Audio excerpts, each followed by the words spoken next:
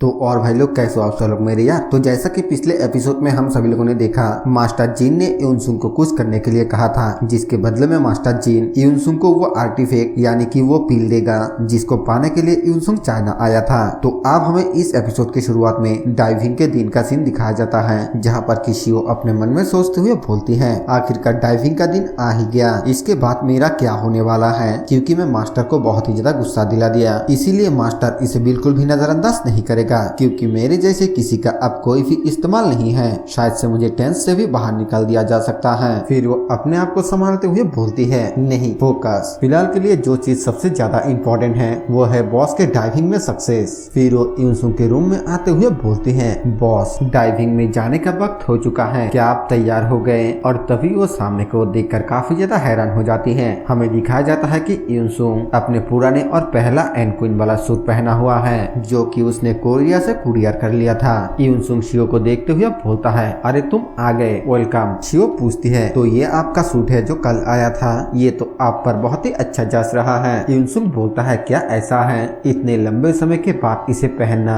काफी ज्यादा स्पेशल लग रहा है, लेकिन क्या तुम्हारे बॉडी की हालत अब ठीक है? तुम्हारे लिए बेहतर होगा कि डेंजन के डाइविंग के इन कुछ दिनों तक तुम हॉस्पिटल में एडमिट रहो। शियो बोलती है, मेरा बॉडी बिल्कुल ठीक है, मुझे कोई भी प्रॉब्लम नहीं है। युनसुंग बोलता है, वेल अगर मैंने तुम्हें फोर्सफुली एडमिट किया तो फिर तुम दोबारा से जरूर कोई गड़बड़ करोगे। एक इम्पोर्टेंट टास्क करते हुए मैं अपने काम में फोकस नहीं कर सकता, जैसे कि बातें करना। शियो पूछती है, आप मुझसे इतना रिस्पेक्ट से बात क्यों कर रहे हैं? युनसुंग बोलता है, क्या ये थोड़ा अजीब है? वैसे तो मुझे इस चीज का उम्मीद बिल्कुल भी नहीं था, लेकिन अगर ये डाइव सक्सेस रहा तो फिर ये डाइव मेरा आखिरी डाइव होगा, और हो सकता है कि इसके बाद हमारा मुलाकात और कभी ना हो। सिर्फ इसलिए मैं तुम्हारे साथ इज्जत से बात ना करूं क्योंकि तुम मुझसे छोटे हो। मेरा इस तरह के पर्सनैलिटी बिल्कुल भी नहीं है। शियो बोलती है, क्या ऐसा है? युनसुंग बोलता है, हाँ, तुम्हारे मास्टर ने जो कहा वो सच हो सकता है, मुझे बिल्कुल भी पता नहीं चला कि मैं इस देश में बहुत ही ज्यादा घुल मिल रहा था। शियो बोलती है, क्या? और अपने मन में सोचते हुए बोलती है, अब मैं जिस युनसुंग को देख रही हूँ ये उसके एक्चुअल पर्सनैलिटी है, वो एटीट्यूड जो उन्होंने मुझे पहली बार मिलने के समय दिखाया था, और जब उन्होंने ली हुई मीन के अगेंस्ट सामना किया था, वो सब एक हीरो के इमेज दिखाने के लिए था जो चाइना उनसे चाहता था। दूसरी तरफ युनसुंग भी अपने मन में सोचते हुए बोलता है, सिर्फ वो ओल्ड मैन जिन विवेक ही ये नोटिस कर पाया था कि मैं हीरो का रोल प्ले कर रहा था, यहाँ तक कि मुझे भी इसका एहसास नहीं हुआ। लेकिन फिर वो शियो को बोलता है, आपसे मुझे जो कुछ भी करना है वो डेंजन के अंदर है, तो फिर क्योंकि डाइविंग के लिए हमारे पास सिर्फ कुछ ही घंटे का वक्त है, क्या मैं डिटेल्स की फाइनल प्रोसेसिंग तुम्हारे ऊपर छोड़ सकता हूँ? शियो हाँ बोलकर लैपटॉप के आगे जाकर बैठ जाती है और अपने मन में सोचते हुए बोलती है, उन्होंने मेरे लिए इसे पहले ही तैयार कर लिया था, वो इन चीजों को खुद ही कर सकता था, लेकिन उन्होंने मुझे ऐसा करने के लिए क्यों कहा? इसका वजह ये था, मुझे ये बताने के लिए कि उन्होंने मेरे काम को पहचान लिया है और आखिर तक अपना बेच देने के लिए मैंने अब तक जो कुछ भी किया है। ये सोचते हुए शियो के आंखों में आंसू आ जाती हैं। वो सोचते हुए बोलती है, सेक्ट में मैं सिर्फ एक कचरे के टुकड़े जैसा थी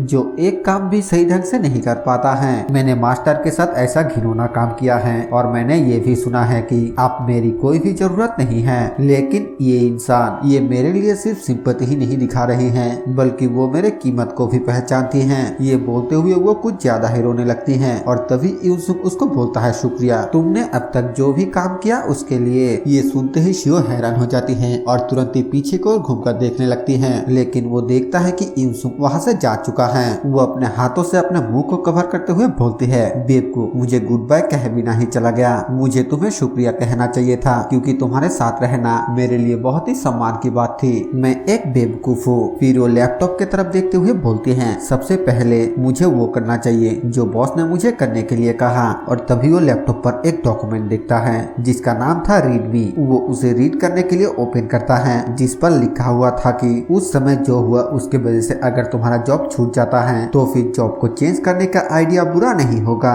तुम्हारे डॉक्यूमेंट्स और इंटरव्यूज को देखते हुए मैं तुम्हें काम पर रखूंगा, अगर तुम्हारे गर्म मिजाज खत्म हो जाए तो।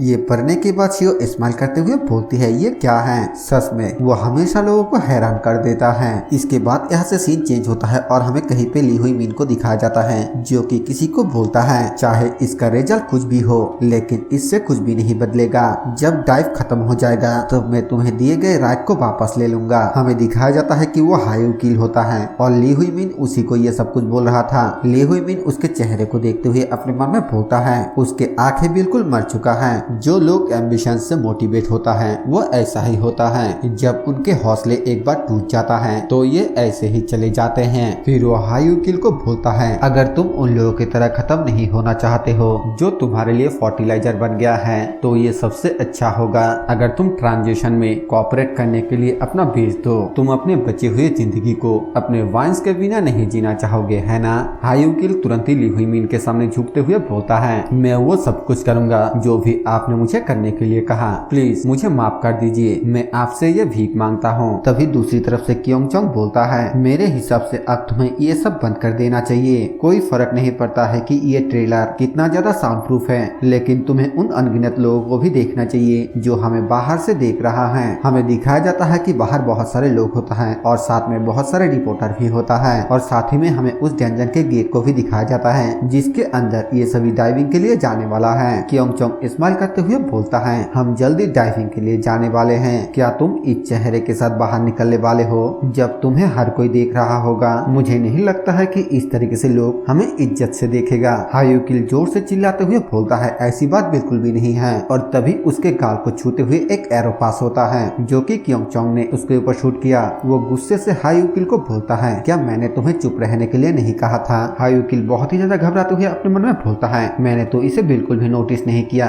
मैंने उसे एरो शूट करते हुए बिल्कुल भी नहीं देखा। आखिरकार उसने ये कब किया? तो इसीलिए इसे top tier elite 10 demon archer क्योंग चोंग कहा जाता है। ली हुई मिन बोलता है, बस बहुत हुआ। हायुकिल अब इसे अच्छी तरीके से समझ चुका है। ये मत भूलना कि हमारे असली टारगेट कौन है। क्योंग चोंग बोलता है, अगर मिस्टर प्रेसिडेंट ऐसा कह रहा है तो फिर मैं यहीं पे रुक जाऊंगा। अगर हायुकिल हमारे शिकार को रोकने में कामयाब हो जाता है तो फिर मेरा एरो बिल्कुल भी नहीं चलेगा। ली हुई मिन अपने मन में सोचते हुए बोलता है, चलो ये ठीक है। हालांकि क्योंग चोंग को अपने पर्सनालिटी के साथ थोड़ा प्रॉब्लम है, लेकिन उतना ही वो शांत है और उसके स्किल भी बिल्कुल एक्यूरेट है। इलाइट 10 में से इसका स्किल ऑलरेडी टॉप टियर पर है। मिरेकुलस बोमैनशिप जो अपने पीक पर पहुंच गया है। मेरे द्वारा इन्वेस्ट किया हुआ सबसे बेस्ट सक्सेसफुल मटेरियल जिसे डीमन आर्चर क्योंग चोंग कहा जाता है। इसके बाद वो सभी को बोलता है, तो क्या हम चले? सभी बोलता है, हाँ बिल्कुल। फिर गेट खुलने लगता है और ली हुई मिन एक क्रीपी सा स्मेल देते हुए अपने मन में बोलता है, सभी तैयारियां हो चुका है, अब वक्त आ चुका है हमारे शिकार से मिलने का।